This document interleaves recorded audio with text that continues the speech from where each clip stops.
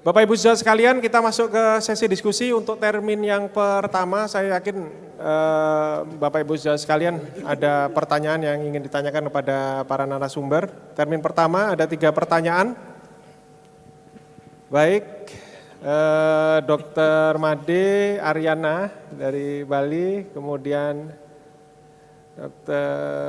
Dr. Yudianto juga, sepertinya mau angkat Anda. Ya. Baik. 2, 1 lagi ada? Baik, 2 dulu. Ya, silakan.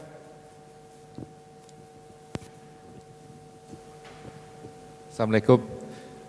Terima kasih atas waktu yang diberikan oleh Dr. Adri. Saya ingin bertanya kepada Dr. Adi pribadi.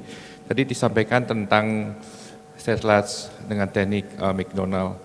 Yang menjadi pertanyaan saya adalah apakah kita perlu pasca melakukan Seth itu kita memberikan progesteron, dokter? Itu yang menjadi pertanyaan saya. Terima kasih. Ya, kita simpan dulu ya. Yang pertanyaan kedua, ini pertanyaannya cukup baik juga ya. Kan tadi ada perbandingan antara serklase dengan pemberian progesteron. Ini kalau serklase plus progesteron tuh, dibandingkan serklase saja atau progesteron saja, itu apakah lebih baik atau lebih boros gitu? Itu pertanyaannya. Silakan dokter, misalnya. Terima kasih. Pertanyaan saya untuk Dokter Adi mengenai serklase tadi, apakah setelah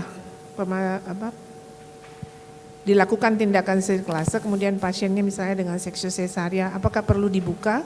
Kalau misalnya tidak dibuka, apa akibat yang bisa terjadi? Terima kasih, Dok. Ya, pertanyaan yang kedua, kalau tidak dibuka, apa yang terjadi? Apakah kalau terjadi kontraksi yang betul-betul kuat, pernah nggak ada pengalaman Dokter Adi sampai serviknya buntung gitu, amputasi serviks gitu, konisasi jadinya. Ya, ada satu pertanyaan lagi, mungkin untuk. Tidak ada ya.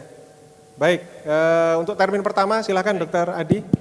Baik, terima kasih Dokter Made. Ada satu kasus yang saya lakukan kombinasi dengan progesteron, terutama kontraksinya yang tidak hilang-hilang. Jadi setelah serklase kita juga harus menghilangkan kontraksi.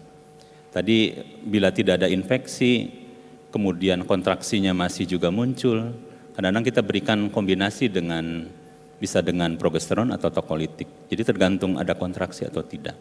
Ada satu kasus pasien saya malah 3-tiganya serklase, kemudian tokolitik masih nggak hilang, setelah diberikan progesteron hilang. Jadi 2 obat tambahan.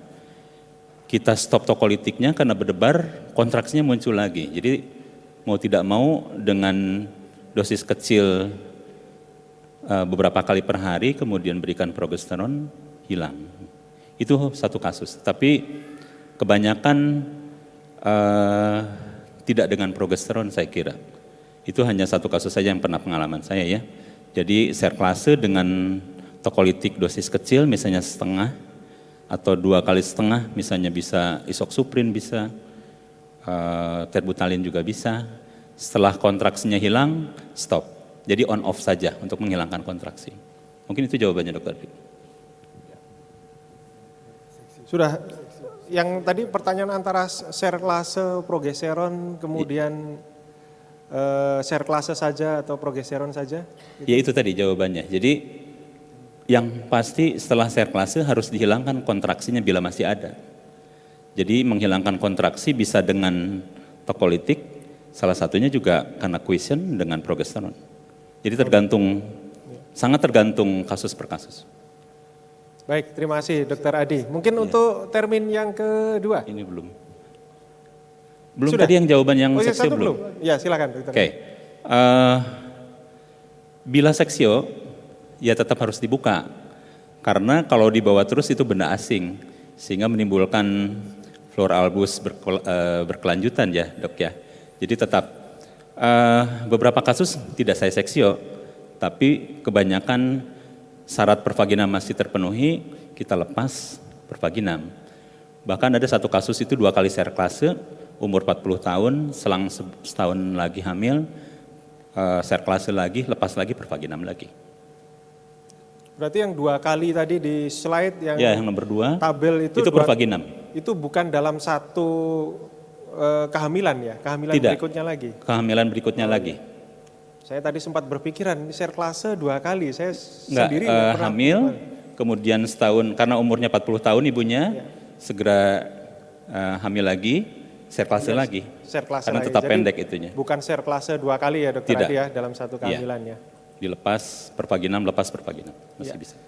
Terima kasih dokter Adi, saya rasa cukup jelas. Ini ada termin kedua, dokter Bambang Abimanyu, dokter Sri Budiastuti. Monggo silahkan, mic-nya dekat yang mana dulu, dokter Bambang silahkan. Terima kasih. Untuk dokter Damar, ya. Tadi berhubungan dengan ascending, dok ya, ascending infeksi yang menyebabkan preterm. Di praktek sehari-hari kan yang sering pasien datang itu sudah preterm labor, jadi sudah terjadi. Pertanyaannya tadi disarankan terapinya antibiotik, omega 3. Itu kapan sebaiknya dilihat? Rasanya kalau sudah masuk rumah sakit, sudah labor, sudah terlambat ya. Terima kasih. Terima kasih. Kemudian yang sudah dokter Bambang, satu pertanyaan saja, biasanya 3 pertanyaan, satu saja. Prof. Gurdi, silakan Prof. Gurdi. Setelah itu dokter Sri Budiastuti. Terima kasih kepada Dokter Adi. Adakah pemilihan kasus untuk serklase, misalnya pasien dari luar kota gitu ya, yang jauh takut nanti ada amputasi serviks barangkali. Apakah hanya dibatasi pasien yang mudah transportasinya begitu, bukan dari tempat yang jauh gitu. Terima kasih pada kasusnya Pak Abadi. Pak Abadi. Baik, terima kasih Prof. Gurdi. Kita simpan dulu, kemudian dokter Sri. Minta tolong mikrofonnya.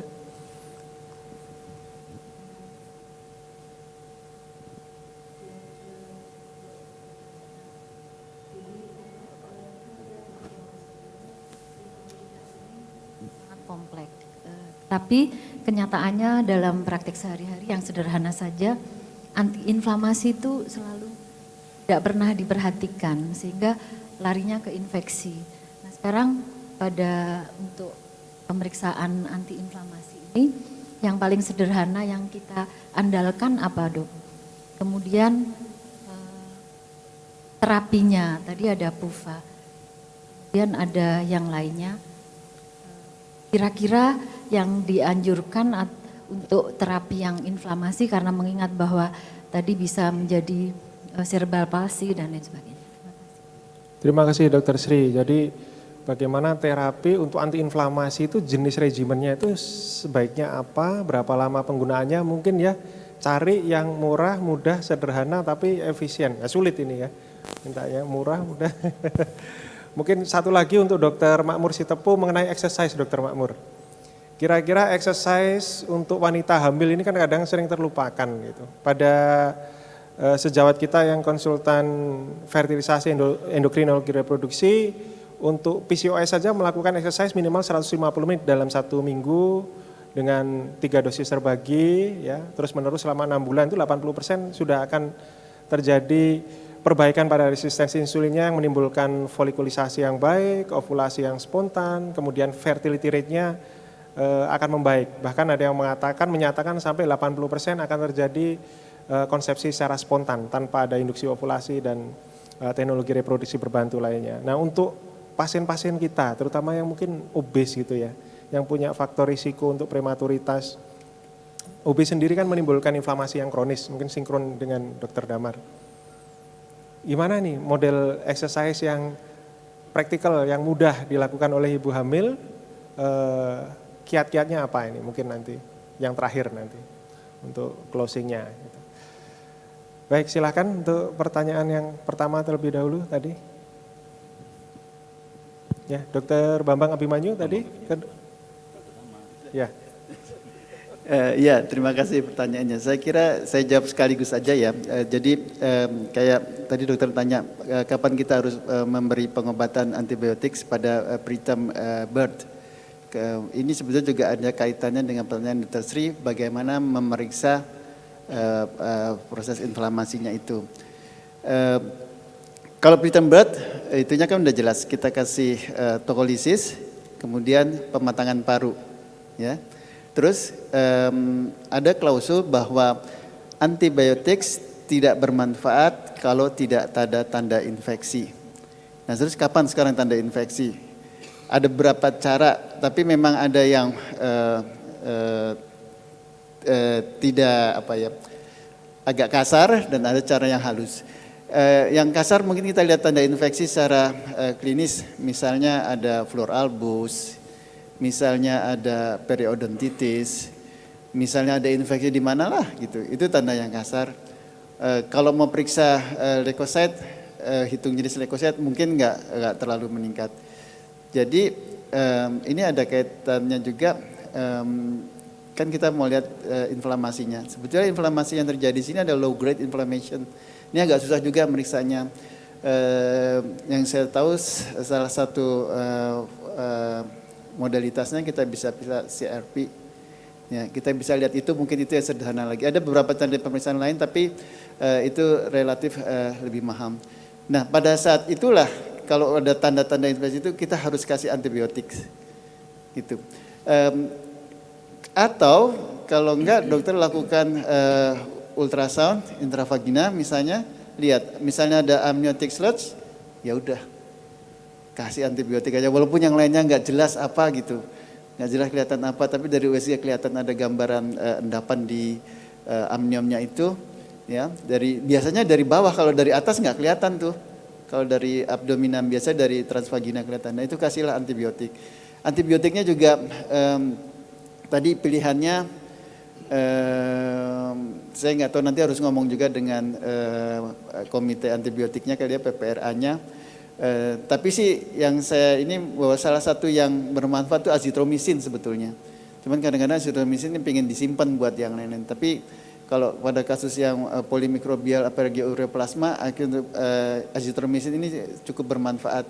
Clindamycin masih bisa, tapi tadi lihat MIC-nya masih jauh, dia 1,8, kalau azitromisin 0,25 itu.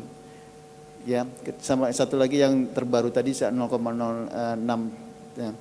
Itu jadi lihat dari situ, terus ya udah kasih itu dan gak cukup, jadi tokolisis sudah kasih, kemudian pematangan paru kasih, terus kasih antibiotik, dan untuk low grade inflammation-nya ini.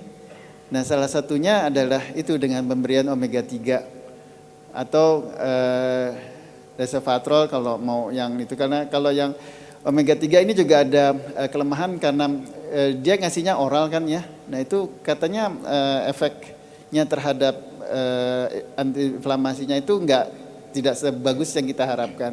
Beda kalau resveratrol ini bisa intravena dikasihnya. Gitu. Tapi saya belum lihat, terus terang saya belum pernah ketemu di Indonesia dengan yang ini. Dan ada lagi beberapa antiinflamasi lain yang dicoba, itu hasilnya masih belum diberitahu. Tapi itulah makanya bisa dicoba itu. Terus satu lagi jangan lupa ya lactobacillus itu, supaya dia konkurensi dengan ureaplasmanya, nanti dia bisa menempati tempat-tempat yang mungkin ditinggalkan ureaplasma pada saat itu, supaya jangan juga ada kuman patogen lain yang ikut biasanya. Gitu. Mudah-mudahan bisa menjawab. Ya, terima kasih Dokter Damar. Ada beberapa tips ya, azitromisin perlu dipertimbangkan. Kadang-kadang kita terlupakan karena terlalu sering memberikan antibiotik yang namanya A itu lupa ada yang B, ada C, ada D dan lain sebagainya. Tapi tentu dipertimbangkan kategori drugs in pregnancy-nya, meskipun azitromisin itu safe ya, kategorinya masih kategori B, kalau saya tidak salah clindamycin juga kategorinya kategori B in pregnancy. Dan itu sejalan juga dengan teman kita lagi-lagi di divisi FAIR itu untuk treatment pada asymptomatic reproduction infections, itu juga menggunakannya azitromisin biasanya menggunakan. Saya belum bisa melihat data yang menghubungkan antara itu ya, pola itu, tapi azitromisin bisa. Kalau untuk NSAID-nya sendiri Dokter Damar, mungkin ada tips pilihan, misalnya antiinflamasi yang sering dipakai itu kan seperti taruhlah asam mefenamat yang paling sering ya, asam mefenamat. Kan disampaikan tadi selektif kalau bisa ke COX-2-nya, bukan ke COX-1 atau ke COX-3. Paracetamol mungkin lebih ke COX-3, asamifenamat oke di COX-2, ada COX-1, aspirin dan lain sebagainya. Ini tips mungkin ada, pengalaman aja dok. Kalau dokter Damar gimana? Kalau secara mau praktikal? sebetulnya pakai aspirin tapi yang endogen aspirin lebih bagus. Itu yang ada dari tubuh kita. Nah, ini dapatnya bisa dari mana tadi itu? Main dari omega 3, main dari vitamin D. Jadi nutritional interventions yang bisa Iya. mengakibatkan efek antiinflamasi Iya, ya, sebenarnya ya. Baik, itu yang dianjurkan karena lebih safe, bisa digunakan dalam jangka waktu yang lebih lama dan efek ke antiinflamasi yang justru berat ke ibunya karena ini low grade inflammation bisa dihindari ya. Kalau pakai nutritional intervention kan range dosisnya lebih baik. Iya. Kemudian yang kedua, Dokter Adi Ya, pribadi baik. dari Terima kasih Prof pertanyaannya. Jadi untuk pasien-pasien di luar kota kadang-kadang tetap sesuai prosedur kita ukur dulu panjang serviks, kemudian bila memenuhi syarat sekitar 14 minggu setelah lewat trimester 1 baru kita melakukan penjahitan. Dan tadi seperti saya sampaikan, yang sering jadi masalah pos serklase itu adalah kontraksi. Jadi kontraksinya masih tetap ada, itu tetap kita harus berusaha hilangkan. Jadi kita bekali tokolitik on off misalnya, dimakan kalau ada kontraksi, bila tidak ada kontraksi disimpan saja, kapan ada kontraksi dimakan lagi. Jadi kombinasi dua itu berdasarkan pengalaman saya sih sangat baik sekali gitu ya. Mungkin itu Dokter Adri, jadi tetap di syaratnya terpenuhi dulu, kemudian lakukan tindakan dan dibekali tokolitik begitu. Kalau yang jauh dari pusat. Ya, terima kasih Dokter Adi. Selanjutnya mungkin Dokter Makmur. Ya, terima kasih Dokter Adri. Saya ditanya sama Dokter Adri tadi. Ya, masalah preterm, tadi kita cerita preterm, kemudian masalah olahraga pada ibu hamil. Tentunya juga ada beberapa keadaan sebetulnya kan tidak semua ibu hamil juga olahraga. Beberapa sekarang sudah meningkat juga nih, ibu-ibu dengan penyakit jantung gitu kan, yang sudah dioperasi, diganti klapnya dan sebagainya dan sekarang sudah mulai hamil. Nah, untuk kasus-kasus seperti itu tentu tidak boleh olahraga. Begitu juga misalnya plasenta previa lah misalnya juga kan tidak diizinkan.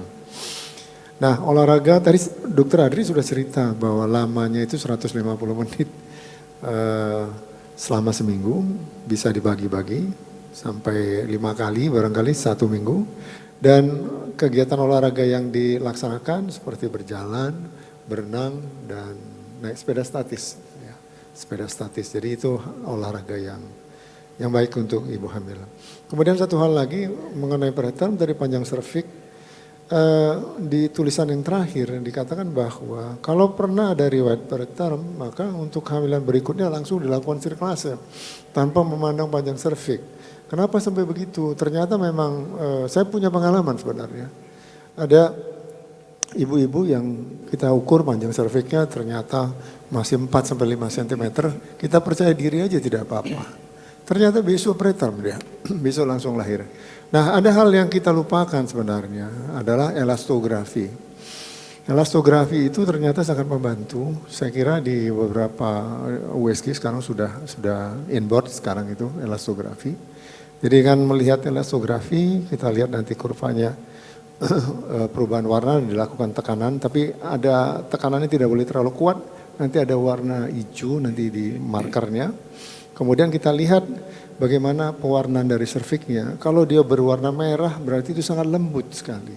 Dan kemungkinan kalau terjadinya kontraksi, kemungkinan itu terjadinya preterm akan sangat besar. Meskipun panjang serviksnya lebih dari 2,5. Jadi pengalaman saya hal-hal yang seperti itu tidak boleh kita lupakan. Jadi kalau kita mengukur serviks, hidupkan saja elastografi sekalian. Karena dengan demikian kita bisa tahu tindakan apa yang kita harus lakukan. Terima kasih. Wah, ini penutupnya ini super juga ini Dokter Makmur ya. Jadi memang serklase itu selain mekanisme yang mekanik, tetapi sebenarnya dengan melakukan serklase itu akan merangsang sel di sekitar cervixate atau methylene tape atau apapun juga di sana untuk terjadi proses kolagenase, meningkatkan MMP9, MMP1-nya untuk membentuk matriks metaloproteinase yang lebih kuat lagi, lebih firm lagi. Ini menjadi satu tips sebenarnya dalam pengerjaan serklase yang kadang-kadang seperti yang disampaikan Dr. Makmur, kalau kita multimodality kuncinya ya, kalau kita hanya mengandalkan ultrasonografi juga ada kasus-kasus yang sudah 2 kali preterm berturutan, kemudian hamil yang ketiga, kita periksa juga cervical length-nya juga masih normal, tapi kita mau berbuat sesuatu apa ini? Gitu. Cuma memang belum untuk yang prematuritas 2 kali atau 3 kali, untuk RCT perbandingan antara serklase, kemudian progesteronnya juga belum sangat ekuivalen ya. Untuk yang prematuritas dengan ada high risk factor dari cervical length yang pendek itu sudah ada, tetapi kalau yang terjadi tanpa ada faktor risiko yang bisa dideteksi awal itu yang masih sebenarnya perlu intervensi atau tidak gitu. Tapi dari Dr. Makmur tadi sudah memberikan tips ya, daripada tidak berbuat sesuatu dan kita bisa melakukan serklase, kalau kita tahu punya potensi ya, kita lakukan serklase. Tapi syaratnya memang ada potensi gitu, pernah prematuritas sebelumnya, bukan, jadi jangan juga semua pasien di serklase ya, itu juga sangat tidak tepat. Baik Bapak Ibu saudara sekalian, memang waktunya sudah, ada satu pertanyaan lagi. Ya silakan Dr. Sri. Ini nampaknya antusiasnya sangat meningkat di akhir-akhir acara. Tadi Dr. Makmur sudah menjelaskan mungkin sekalian dengan Dr. Adri. Jadi ini pengalaman saya bahwa tadi disebutkan bahwa elastografi tapi tentu hanya alat-alat baru yang punya. Tetapi saya ingin mengingatkan kembali bahwa ternyata meriksa panjang serviks itu tidak mudah. Jadi ada sliding, kemudian ada penekanannya seberapa. Jadi saya pernah terkecoh bahwa saya pikir itu 5 cm. Setelah saya tarik ternyata dia hanya 1,8. Dan ini yang tidak pernah diutarakan bahwa pada saat pemeriksaan panjang kanalis cervicalis itu sangat banyak variasinya, sangat banyak inter dan observernya itu sangat tidak mudah begitu, sehingga pada saat kita memeriksa yang dinyatakan 5 cm mungkin dok, itu sebetulnya kalau kita tarik lagi kemudian kita sliding ada pergerakan dan lain sebagainya, di mana itu juga merupakan satu penilaian tersendiri. Jadi ingin kita ingatkan bahwa tidak mudah memeriksa kanalis cervicalis. Kemudian ini pengalaman saja dokter bahwa tadi sebetulnya yang 1,8 yang saya pernah mengerjakan yang sudah nyembul. Kanal amniotiknya sudah menyembul karena sudah berkali-kali dengan segala berat hati kita melakukan, kita pasang busi yang terbesar, itu kita dorong dengan busi dan kita kerjakan karena sudah 7 kali, 8 kali karena sirkuit inkompeten dan alhamdulillah pasien dokter Santi waktu itu aja. Terima kasih, tepuk tangan untuk Dr. Sri ya untuk sharing pengalamannya. Baik Bapak Ibu saudara sekalian, dengan berakhirnya sesi diskusi ini maka berakhir pula serangkaian acara 1 hari ini di Ballroom A. Dan untuk yang belum bisa mengikuti ini bisa melihat pada aplikasi D2D. Mungkin bisa disampaikan kepada teman-teman yang lain, sejawat yang lain. Aplikasi D2D kerjasama Panitia PIT Feto Maternal ke-21 Surabaya untuk bisa melihat ulang secara online maupun rekaman. Baik, terima kasih kami ucapkan kepada para pembicara, Dr. Damar, Dr. Makmur, dan Dr. Adi atas sumbangsih keilmuannya yang luar biasa. Terima kasih. Saya tutup, billahi taufik wal hidayah. Assalamualaikum warahmatullahi wabarakatuh.